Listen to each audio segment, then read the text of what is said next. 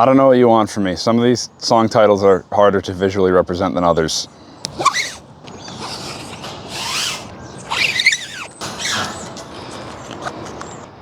There you go.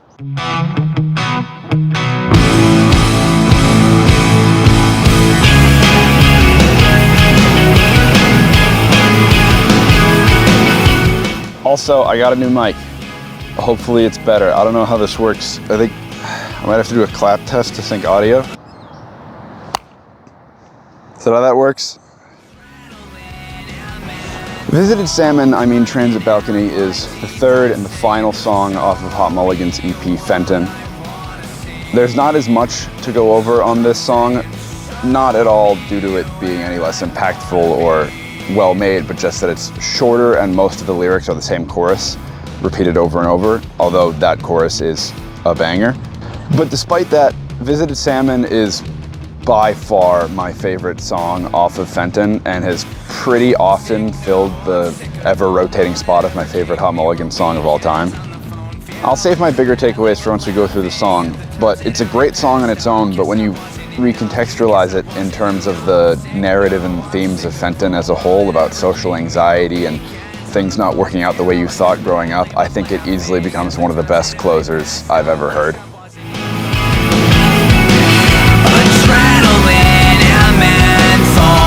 Grinding out my teeth, I'm singing, show me what I wanna see. I'm saying, show me where I wanna be. So it starts with the singer feeling the rush of adrenaline and the taste of menthol on his teeth. And for me, it kind of alludes pretty strongly to substances. Obviously, you know, menthol with menthol cigarettes, but adrenaline is also kind of like, you know, like a chemical mood changer. But I think the point is less about the substances or substance use and more about painting an image of a young adult out on like their first apartment's balcony or something, right? Taking a long drag of a cigarette in the night and thinking about their hometown. And even though, you know, the point of cigarettes often is to take the edge off, he says his teeth are still grinding regardless, it's not working. And what he ends up asking is, show me what I want to see, show me where I want to be. And I think there's two different ways to look at that line. Firstly, you can kind of see it as just like a pleading to the sky kind of thing, you know? He's a young adult now, maybe his life isn't where he wants to be, he's not financially or physically or emotionally or mentally or whatever, all of the above, he's not in the place he wants to be. Or you could even read it as maybe he's still in his hometown and he feels stuck. The other way I read it is that maybe he's asking to be told what he wants. Maybe he has finally moved away from his hometown, but he still feels conflicted and he doesn't know what to do about it anymore. Leaving was supposed to be a solution or something, and that didn't work, so now he's at a loss. He wants someone to just tell him what he needs and what he wants, and that moment of a drag off the cigarette is a little bit of peace of mind. I'm sick of all mine ever gave me were weekends on the phone, feeling badly but laughing at the times that I passed up. Guess I wasn't enough, guess I wasn't enough. Sick, no, I'm sick of all mine ever gave me were weekends on the phone, feeling badly but laughing at the times that I passed up. Guess I wasn't enough, guess I wasn't enough.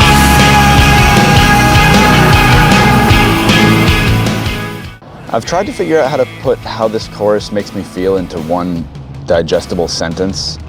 And the best I could do, I wrote it down, is it's a young adult trying to reconcile with the fact that the narrative of a happy childhood they were told to expect has failed them. Now, I know that seems like it's out of nowhere, sort of, kind of, but he says homesick and kind of phrases it as a question, or at least that's how I hear it. And then right after he answers, no, I'm sick of home. If things had gone the way they were supposed to, if it had followed, you know, like the picket fence American dream, then right now, moving out of home, he'd be looking back with a nostalgia and a melancholy and a fondness of childhood experiences, but that wasn't his experience. He's not getting that. It's almost like he feels guilty or wrong about not missing home, or maybe not missing home, but at least not missing it without conflicted feelings about it. And this is part of why it's such a good bookend to Fenton as a whole. 11 Second Burp was about young love and teenage anxieties about not being enough and trying to figure out who you are.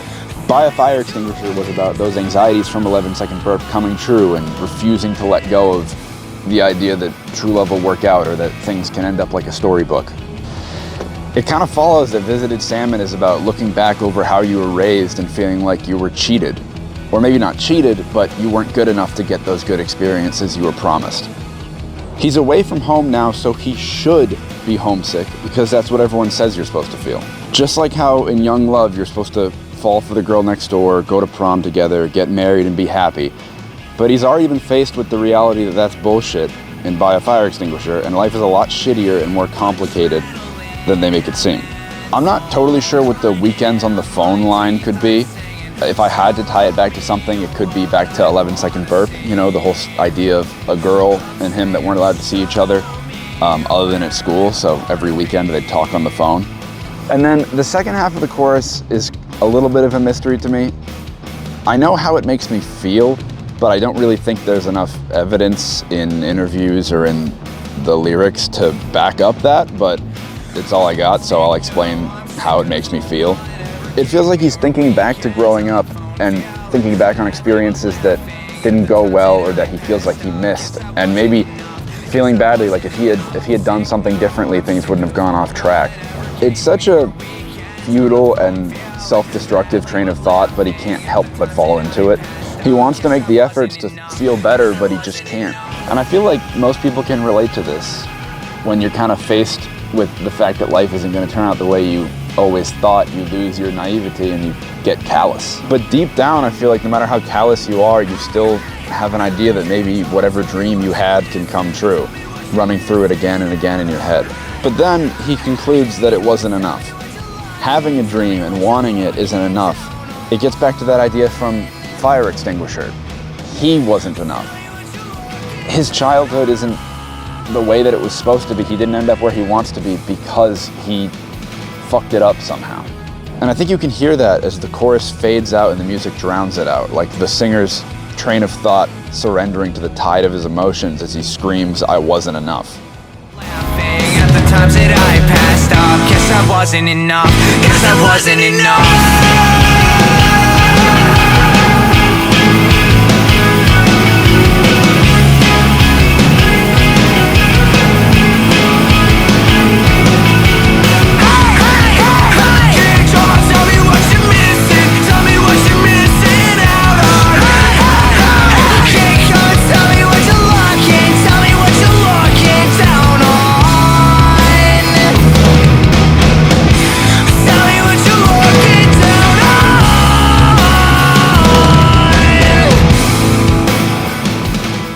So the section where Chris and Tades just scream hey, hey, hey, hey back and forth at each other is probably just a stylistic choice on their part, and it's a good one. It's very, musically impactful.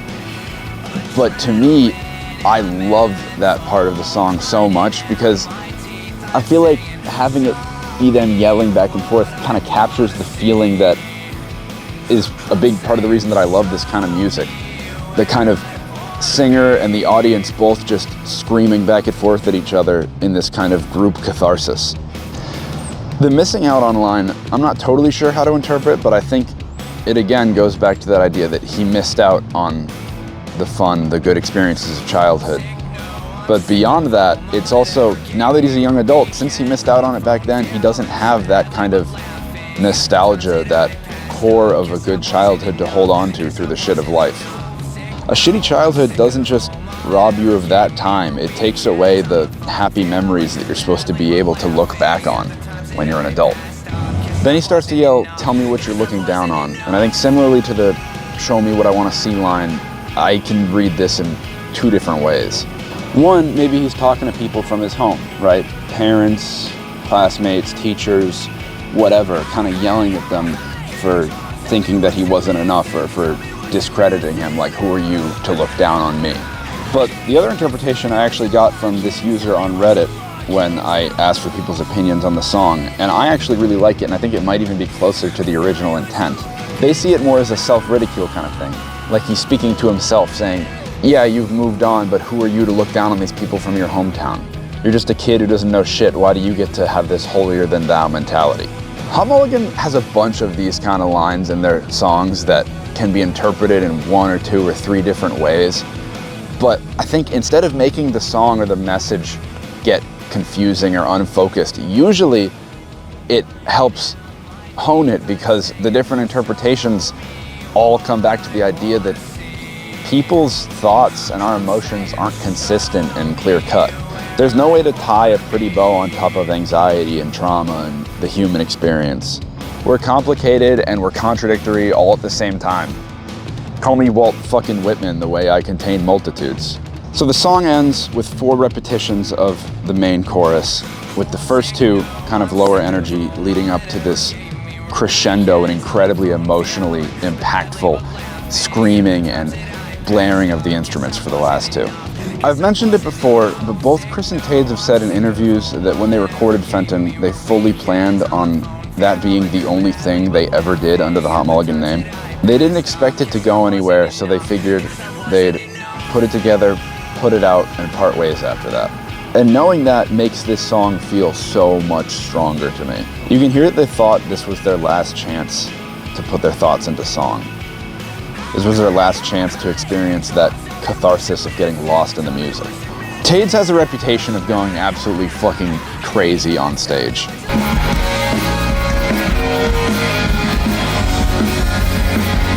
A ding-dang fell over, and I'm not gonna pretend I did it.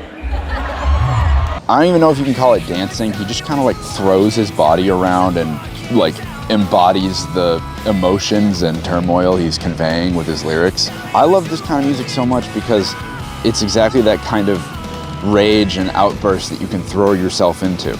The subject matter is sad and bleak, yes, but that screaming in the face of utter defeat is such a wonderful feeling. And I'm glad that I live in a world where there's an emotional outlet like this. So as I play out the end of this song and of this EP, I have a suggestion that you can take or disregard as you like. Whether you like this kind of music or not, whether you think it's silly or embarrassing, if you have the time, try just putting in headphones, cranking up the volume and getting some space to yourself and falling into it as the music starts to crash together. Close your eyes and just think about whatever shit in your life didn't turn out the way you thought it would. Channel your inner Tades, stop caring about caring, and just let yourself feel whatever the music's gonna make you feel. I promise you, it's an incredible feeling. You'll know when the crash comes. Tades will count you in.